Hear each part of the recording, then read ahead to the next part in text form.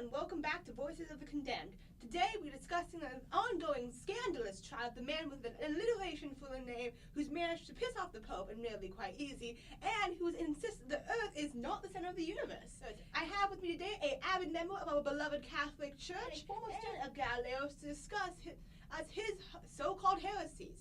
Now I'm going to pass it over to our resident fact-checker, Bella. Bella, take it away. With the birth of Nicholas Copernicus. Copernicus is credited with the first proposing a universal system where the sun is the center and the earth rotates on its axis every 24 hours around the sun once a year.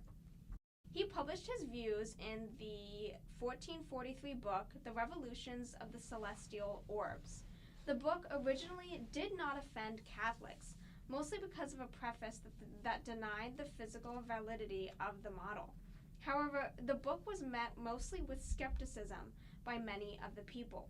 When he published his findings, the world had scarcely become known as round and complete when it was asked to waive the tremendous privilege of being the center of the universe.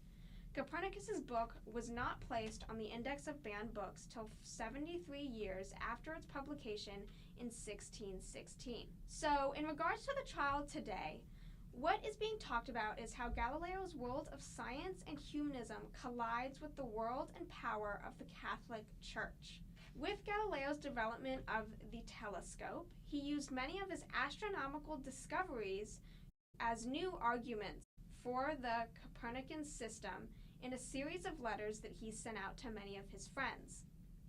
However, Galileo's eagerness to express Copernican views would earn him first in 1616 a warning from the Catholic Church.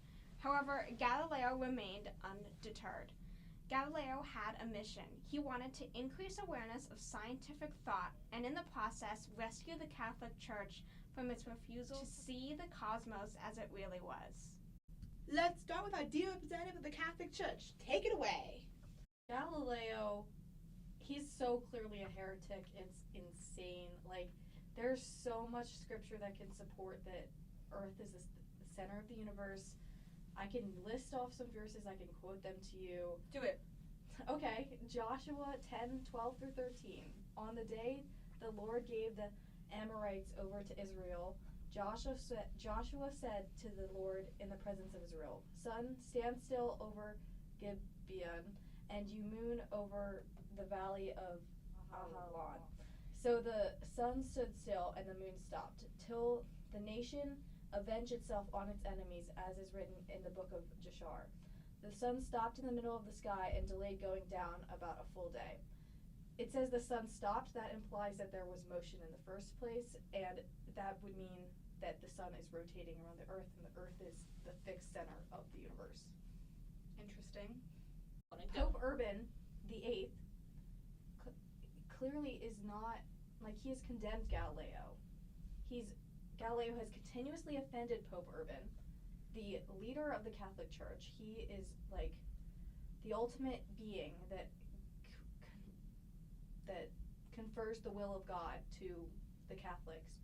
And he argued that an all-powerful God could make the sun and other heavenly bodies do as he pleased, notwithstanding the law of physics. God is above the law of physics, and we are God's children. Why would he not make us the center of the universe when we are his favorite creation? Why would we think that the sun, where no one lives, would be the center? Okay, so if God can defy the laws of physics, would that not explain the sun being stopped by him? Saying that the sun stopped implies that it was in motion in the first place, which would mean that it was rotating. Right, but if God can defy the laws of physics, theoretically he could be the one that was making the sun rotate in that moment, because let's face it, Nicholas Copernicus did the math years ago. Y'all are mad now because someone actually proved it.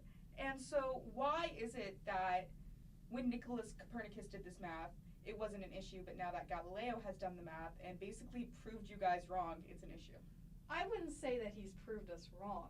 Mm-hmm. If you look at all of these like illustrious figures in the Catholic Church, like Pope Urban VIII or Cardinal Robert Bellarmine, and like they all condemn Galileo. They've all given Galileo the chance to reject his ideals.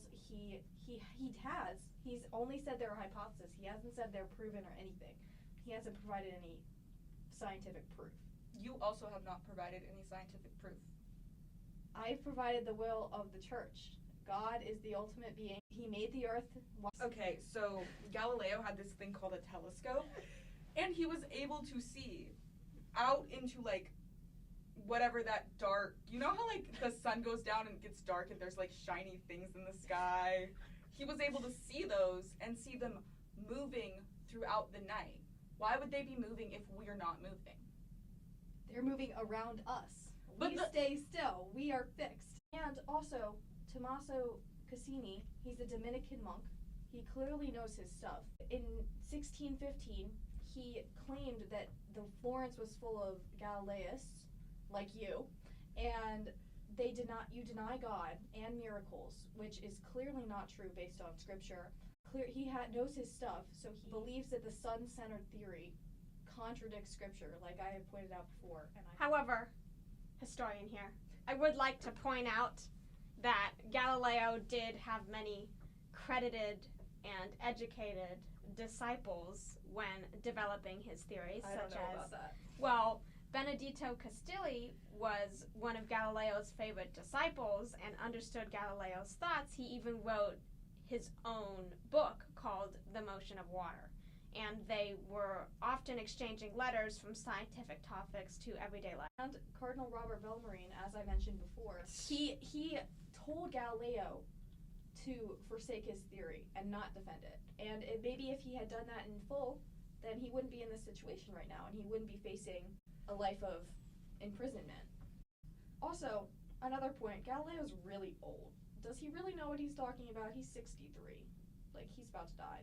Don't you think, though, that because this is his life's work, rejecting the theories of people like Castelli, who make the argument that while the Bible is valid scripture, it doesn't necessarily explain science, will deter younger people from the church in the future? No, because the Bible corresponds. No, because you're going to also accuse them of heresy. Exactly. So, with that, do you think that it's Wait, everyone stop! We just had a breaking news update. Let's go over to Bella for more. The judges have made their sentence. Galileo pleads guilty to a lesser charge in exchange for a more I am saying I have not finished. Lesser charge in exchange for a more lenient sentence. He declares that the Copernican case was made too strongly in his book. He is allowed to serve the remainder of his term under house arrest in the home of the Archbishop Siena.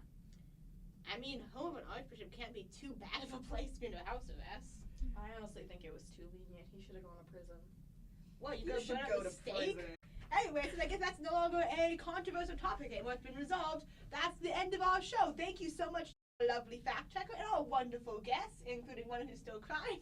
See you next time on Voices of the Condemned. Bye, everyone.